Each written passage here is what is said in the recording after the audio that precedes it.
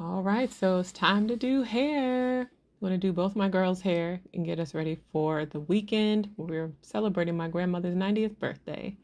So that is a wonderful blessing. And here we go. We're starting with a beautiful Alexis. I decided that I was going to do some cornrows on her, pretty small. She had said that she agreed she wanted a style with some beads in it. But I was trying to figure out what's going to be the best way for her to wear them. She said she didn't want too many, so I wasn't going to do like individual plaits because that would have been a lot. Well, depending on what size they were and everything. But I just decided to do some smaller cornrows, and so that's where we're starting. I have been cornrowing since I was a child. However, I was an adult before I learned how to do it like the actual right way. I used to hold my hands in a really weird way, but I spent a little bit of time in cosmetology school, or at least I learned enough to learn how to cornrow. I didn't come out with all the information because I didn't finish that, but I learned what I learned. So here we are. I'm just figuring out what the design is going to be. I'm kind of winging it as I go. I had a thought in my head, but doing it and implementing it is something totally different. And it definitely, the parting is the most time consuming process. The most time consuming process.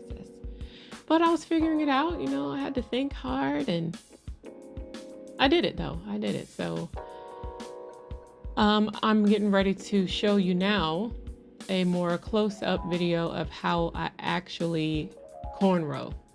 I know there's 1,000,001 videos, but here's mine. I just wanted to show how I actually do it now that I learned how to do it the normal way. So I am just sectioning off her hair, putting a little bit of Shine and Jam to keep this section slicked down and kind of out of my way, wrapping it up, wrapping it around, and getting ready to do my cornrow here.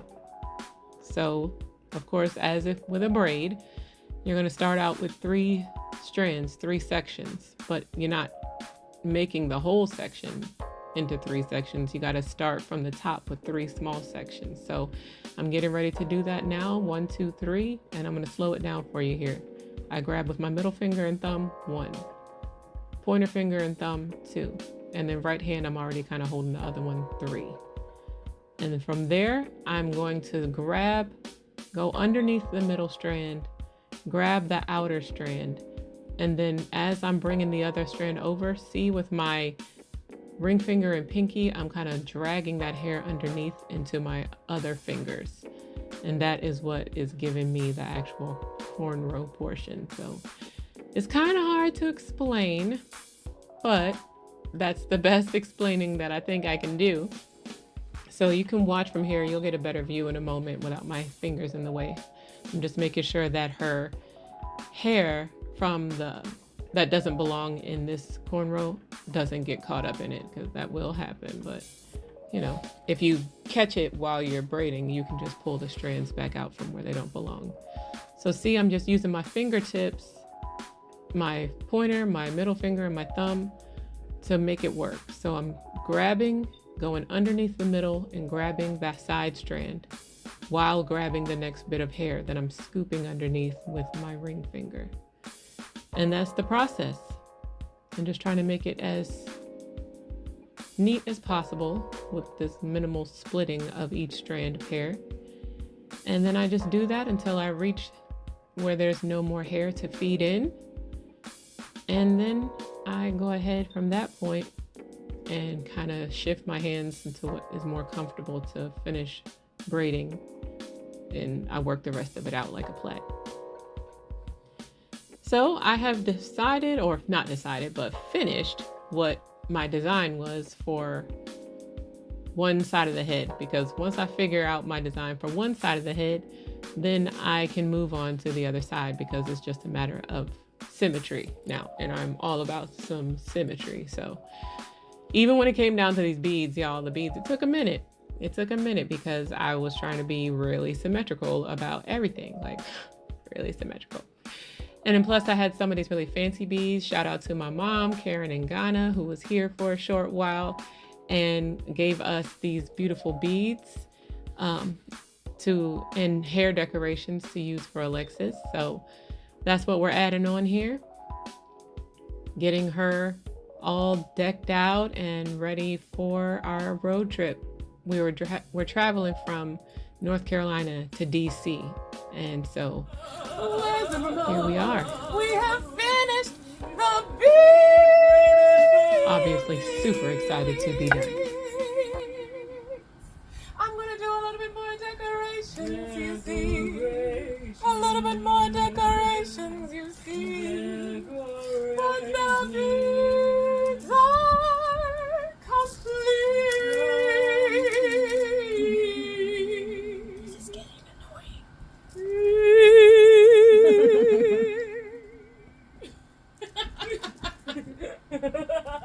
All right, we are completely finished here. All right, sorry for the bright light in your eyes, but we just want to show how gorgeously gorgeous you look. Shake your beads a little bit. Woo! All right, sister. Look at you go. It looks so pretty. You look so mature. Not immature. All right, turn around so I can get the little decorations on the back. I got a little creative. Ta-da! I'm so glad to be done. All right, Zoe's turn. Zoe has had locks for a little over 2 years. It was 2 years in April. And she has really beautiful, soft hair. Her hair, as the locks grow, because it is soft, I guess this is the reason, her hair doesn't grow directly into her locks. It kind of grows around each lock. So once I redo or retwist her hair, it doesn't last for a really long time. So I'm just washing it. We don't use conditioner. We're not about, stuff that can cause buildup. So I'm washing, rinsing, and getting ready to just go ahead and get started on her retwist. She has 35 locks. And that's what we're getting ready to do. Get that water out, because them things will drip and drip and drip. You can even see them dripping here once we come around. But see how those free hairs, they don't really want to grow directly into the locks, but they're beautiful, juicy, gorgeous hair. So here we are, just starting from the back. I didn't know what style I was going to do for her yet, but I did have those hair jewels. So at this point, it's just a matter of getting her retwisted. So I'm getting myself set up and just making the parts, separating the parts, putting the hair where it belongs. This is my first time in the entire 2+ years that she's had her locks that I use any sort of retwist product, and I'm doing it very sparingly because I just really don't want to put any buildup in her hair. It's enough just trying to wash out the natural sebum, and that gets caught in the locks as well. But this seemed to go well. I didn't see any extra. I used just enough where I didn't have surplus amount squeezing out of the locks. All it did was just lay it down for me and create a shine. So we'll see what happens. What you can see me here doing is, once I make the part, I am wrapping the loose hair in each part around the lock as well. I wrap it around and then I palm roll. So you can see I'm doing my best. If you actually take a look, you can see where the hair has been wrapped. And that's that for Zoe's footage of me actually doing her hair, because she was very eager to use my phone while I was doing her hair, which I told her she could. So I didn't get much more video of that. The next morning, I did go ahead and just leave the bottom locks down. I do really love the way that her retwist came out.